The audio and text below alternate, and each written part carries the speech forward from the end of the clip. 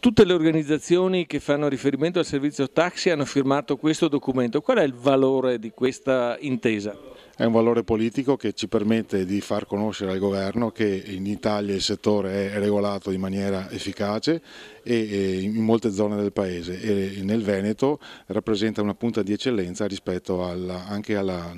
situazione europea.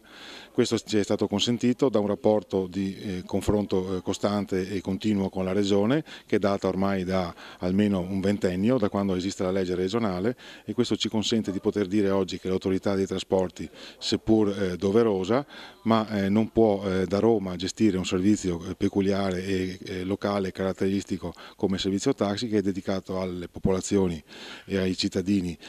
delle città e dei comuni che formano il Veneto, e quindi deve rimanere in capo alla Regione la gestione di questo servizio e di conseguenza dopo la Regione ai comuni, che così bene ha lavorato in questi anni.